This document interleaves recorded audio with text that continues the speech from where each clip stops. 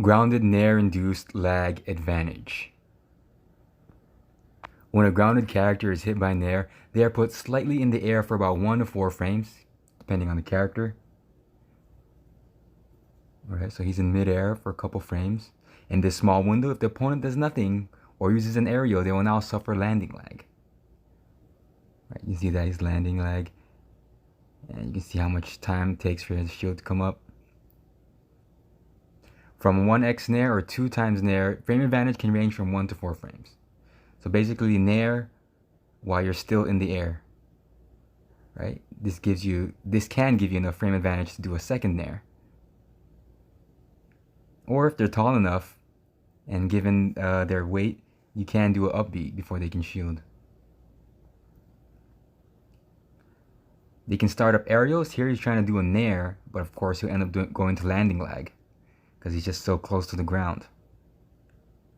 And certain aerial landing animations can low profile an up B, so I wouldn't recommend doing 1 Nair with an up B.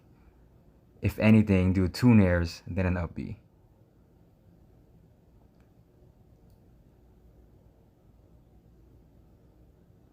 Some characters will naturally low profile the second Nair after the first rising Nair. It's all based on just the character animation and the hurt boxes. Here, Pyra will dodge it without really doing anything, automatically dodging it. However, you can just do a short hop, empty short hop, and then at the peak, start using the Nair as opposed to a rising Nair. Now, some characters, they just have big hitboxes and bad landing animations, like Steve. For the most part, you want to do at least 2 or 3 times Nairs. Frame advantage from Geno using 3 Nairs ranges from +3 to +6. So here I'm against Fox, who at this point I'm +3 against, so I can get the down tilt.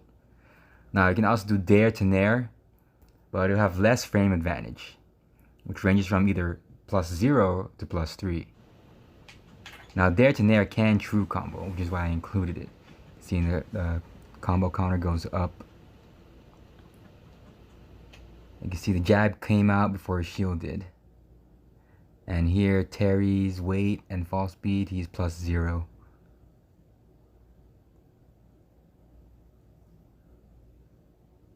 Or at that point, if you're going to predict that, you might as well just go for a grab, Cover the fastest option they have. And given the small window to act, many options are easily covered. One option that can be used to escape, however, is to jump in that small time frame that they are mid-air. So here we'll show Mewtwo double jumping out and escaping. However, that too can be covered in many different ways. So you can do short hop Nair into double jump aerial. It'd be Nair, Dare, Fair, up air. Depends on the opponent's hurt box and jump acceleration. And here we have full hop Nair, right? If they're tall enough to get hit by full hop Nair, you can get hit by a second aerial just by falling. And 1 Nair into up B, if you predict that. 2 Nair into up B also. If they jump after the second Nair, it's also possible. There are several combinations of moves that you can use to catch a jump, just as long as you're prepared. Reactability. Nair is hard to react to. It deals with such small numbers. Short hop Nair comes out frame 5, only has 6 frames of hit lag, 9 frames of hit stun, and leaves them in the air for 1 to 2 frames. So that is a total of only 20 frames before the opponent is actually actionable. Average reaction time is about 16 frames, and of course there's delay from screens and Wi-Fi. On top of that, you need a point of reference to react to.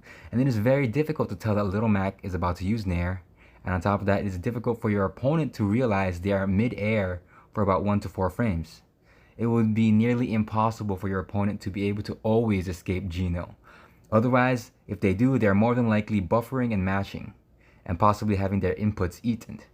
Now, on the topic of having your inputs eaten, here I will show an example of what that means. So here, because of how quick everything is, a C-Stick's directional input can be read as SDI. Here at the top, you can see a little SDI indicator, but what I have in my controller is I was just holding C-Stick up this whole time. Now with the directional input being used for SDI, all that's left to read is the attack input, causing Nair to come out instead. And this also works with the left analog stick and attack button, or even if using AB smash. However, SDI will not eat specials or directional air dodge inputs. Versus shields.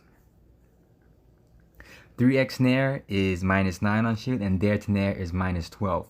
However, it isn't the end of the world when dealing with shields. Characters with poor out of shield options will have a hard time dealing with 3 times Nair. Take Lucas for example. Here he's going to try to leave short hop Nair. However, you can just jab him before he can get to do that. And here he's going to do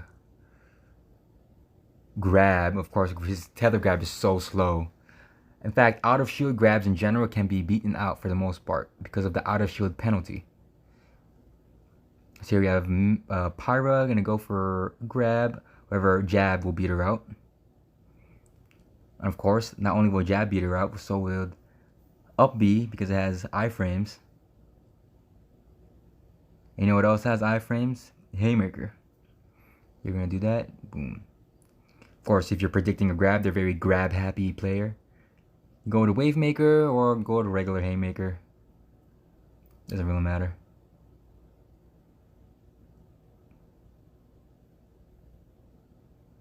Now, for really slow tethers like Min, you get a lot of frame advantage. In fact, here you have enough time to throw out a KO punch.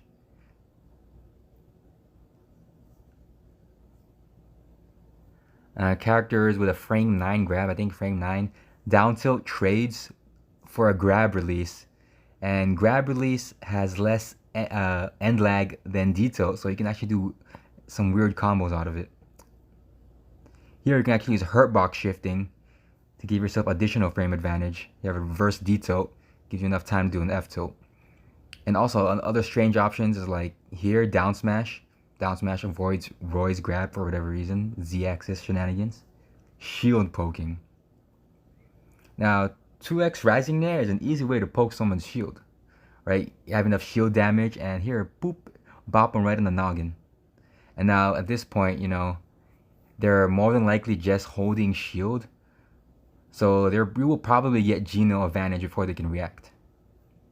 And Miscellaneous Notes. If you do this near an edge, you will not gain Geno advantage.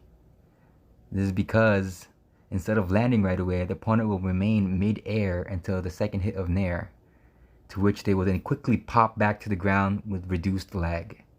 And you can see Pyra was able to pull her shield up way before Nair hits again. And thanks for watching. There's a Google Doc with random data and unfinished tabs in the description. Alright, so that's it. That was grounded Nair induced lag in a nutshell. You gotta remember the thing with Nair is that it's difficult to react to. It comes out so quickly. It's hard to differentiate from a flinch to being in midair for that 1 to 4 frame window. Your opponent will more than likely not know what to do and not even realize they're in midair, not even realize that they can act out right before they're put into this landing lag, giving you a frame advantage. And another thing to take into account with Nair is that it's very non-committal, right? There's so many mix-ups you can do. You could do Nair into Nair, Nair into air dodge, right? You don't want to commit. Nair into air dodge, Nair into up B, Nair into another aerial. Forward air, down air, up air. You know, it's all dependent on the character's hurt box and size, and also your momentum also has a factor in that. But in the end, yeah, I just mess around with that. Once again, it's difficult to react to. More than likely will experience Geno advantage. In fact, I've seen clips of people getting it. You probably didn't even know that they had advantage, and they're able to up B or do something, right? Something that I didn't show was air dodge, neutral air dodge. You know, if they happen to do neutral air dodge because they're trying to like mash shield or something, then they'll have extra frames of lag on top of that. So you can probably do a KO punch, up smash, but then again, it's hard to differentiate. I would be better off just committing to sticking to the 3 to 6 frames of advantage if you're doing a 3x Nair, right? So down tilt or jab, you know what I mean? Something simple. Yeah, have fun. That's cool concept, something that I've had in the works since beginning of last year. Just never got around to doing it because it's kind of just, I don't know, very extensive, very conceptual. It's a very high concept idea, right? But make do with what you got. So yeah.